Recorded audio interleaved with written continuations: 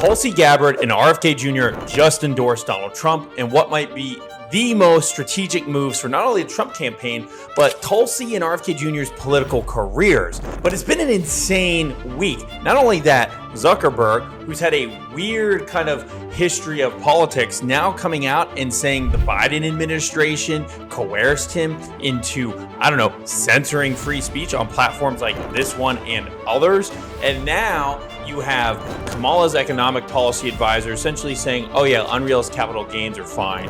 Price gouging is not okay, so we're going to implement price ceilings and price floors, which is communistic ideology and behavior. And most recently, you have the French authorities capturing and holding hostage the CEO of Telegram. What is going on? Well, I'll tell you what's going on. You're seeing political narratives shift, and you're seeing everyone preparing for both sides potentially winning, either Trump or Kamala, the 2024 presidential election. With Tulsi Gabbard and RFK Jr., the evidence is really clear. Both of them, even though both formally and still kind of are Democrats, are part of the periphery of the Democratic Party. Remember in previous videos, I talked about how politics is really two circles. You have the center and you have the periphery. It doesn't matter if you're right or left. As long as you're in that center, then you're in the realm of acceptable thought. But as soon as you leave that center, now you're on the fringe. The media hates you. The financial industry hates you. You get debanked. You get deplatformed, and you really have no voice. And that's what we've seen happening on the left and the right.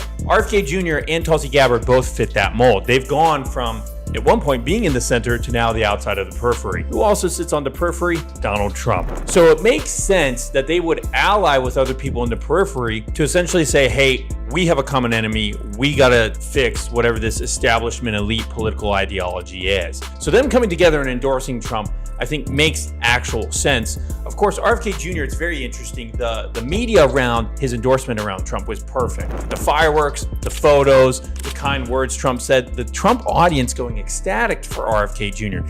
Clearly, Trump's base likes a lot of what RFK Jr. has to say. And RFK Jr. is a huge threat, not only to the intel agencies, but to big pharma, to literally big ag, and pretty much everyone else that the little guy dislikes, whether you're on the right or the left. So RFK Jr. will most likely be a pivotal figure in this election because I think he could boost Trump's numbers in swing states anywhere from 10,000 to 50,000 votes at least, which is a winning model for Trump, because in Pennsylvania, in Michigan, in Wisconsin, in Arizona, Nevada, all of those states are up for grabs, and all will be up for grabs by very small margins. Tulsi Gabbard coming on board, I think is just more of a moderate play. She's not as important as RFK Jr., but she is important, and she holds a lot of sway among what I would call the Joe Rogan crowd. People who, maybe claim to be moderate, probably have, in the traditional sense of the word, liberal leanings, what a liberal in the 90s was, and so they kind of dislike Trump, but they really are starting to get icky over the Democratic Party. They've probably voted Democrat for the past 20 years, but are now kind of sick of it and see Trump as more of a normal figure. So what you've seen in this past 2 to 3 weeks is not only finally that periphery starting to align politically around Donald Trump,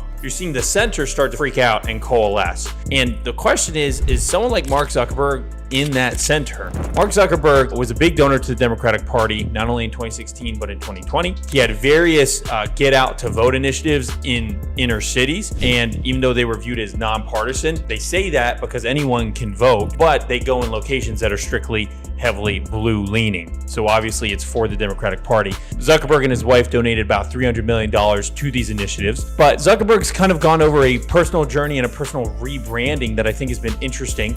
And now him coming out and saying, hey, by the way, the Biden administration coerced us into suppressing freedom of speech during the last election cycle and the previous 2 to 3 years, right before, we're 60 days or less out from the current election, is definitely to point at Kamala and Biden and essentially give the Trump administration ammunition to go after them.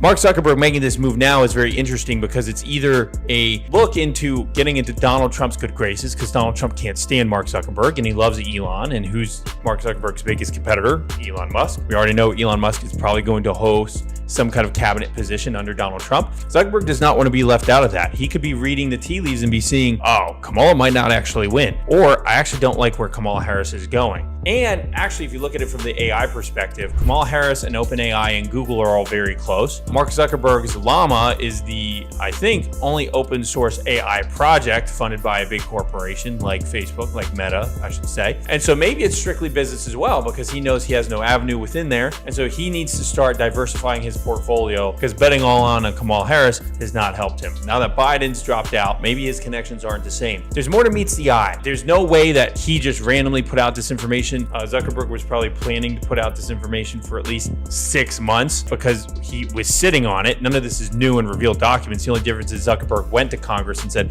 hey guys, by the way, this is what was happening. So we're seeing some serious political realignment. The pressure is going to be ramping up. Going after Telegram. Telegram is a lot like TikTok. It is one of the biggest vehicles for political communication, political access, reporting. It's one of the only reporting really platforms that you can't censor. There's no doubt in my mind that is why French authorities went after him. France can claim everything that they want. It's my opinion that probably the United States wanted something done to him and they want to take down Telegram, and that's why they're going after him. I don't know how that's going to work. The UAE, which Pavel, I guess I should say, I always want to say Pavlov. Pavel is a citizen of the UAE. The UAE has just canceled a huge buy from Paris for military equipment, and the UAE has to do this because if the UAE just relaxes and says, okay, we're just going to let one of our citizens be captured by a foreign government. One of the UAE's biggest attractions is for high net worth individuals to move there, to get citizenship there so that they can enjoy the life there and bring investment, bring technology, and bring innovation. They have to. That's one of their goals. So if they don't stand up for Pavel, then the UAE and its guarantees of its citizens is then going to be in question. This could very quickly escalate into, so I don't want to call it a global crisis, but it could be a slight geopolitical shift, because what if oil embargoes get involved? What if the UAE goes to other GCC partners and say, hey guys, I'm tired of what the West has been doing. They've already been separating some of their political ideas and their geopolitical attitudes against the West and aligning them to the East or to the South. So this could just be another notch, depending on what France does, because none of these countries act alone. France is essentially a vassal state of the America, global empire in some way, shape, or form, much like the UAE is a part of the GCC by and large. They still do their own thing, but they're strength in numbers and they're a part of a coalition. So what you're seeing right now in days leading up to the election is a huge realignment that's happening under the surface, under the cultural surface of American politics, with cultural icons like RFK Jr. coming together with someone like Donald Trump, and then Tulsi Gabbard being thrown in the fold, really is now creating a disastrous scenario for Kamala Harris, who the more she appears in public, the less people like her, the more they're hearing about her policies, the less smart she looks. Her margins are narrowing and her path to victory is getting smaller. If she does not win Pennsylvania, she's done. Pennsylvania is going to become the most important state. That's probably why you saw George Soros' son recently with Shapiro, because I do think Pennsylvania is probably going to be the most critical state for this election cycle.